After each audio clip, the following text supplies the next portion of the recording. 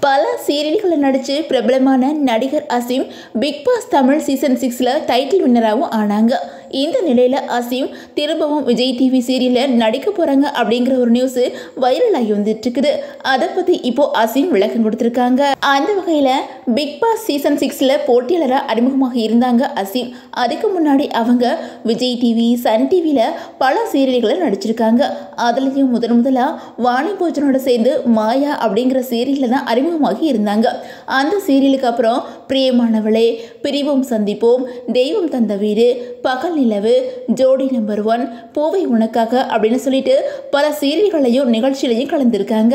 அதுக்கப்புறம் தான் Azeem Bigg Boss Tamil season 6 நிகழ்ச்சியில் கலந்துக்கிட்டு அந்த நிகழ்ச்சியில் டைட்டில் வின்னராகவும் ஆனாங்க.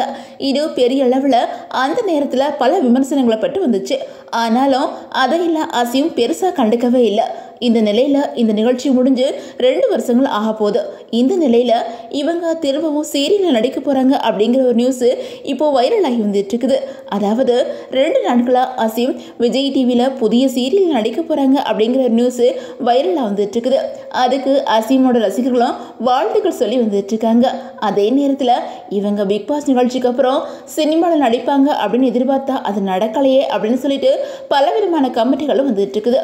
ஆனால் இப்போது அந்த தகவலை அசீம் மறுத்திருக்காங்க. அதில் அசீம் என்ன சொல்லியிருக்காங்க அப்படின்னா, நான் சீரியலில் திரும்பவும் நடிக்கிற ஐடியா எனக்கு சுத்தமாக இல்லை. நான் சீரியலில் நடிக்கிறதா வெளிவந்துட்டு இருக்கிற தகவல்கள் எல்லாமே வதந்தி.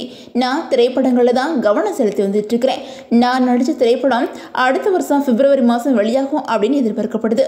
அது மட்டும் இல்லாமல் இன்னும் 2 படங்களையும் நடிக்கிறதுக்கான பேச்சுவார்த்தை போயிட்டு இருக்குது. அதனால சீரியல் பக்கம் திரும்ப வர்றதுக்கு வாய்ப்பே இல்லை அப்படின்னு அவங்க சொல்லியிருக்காங்க.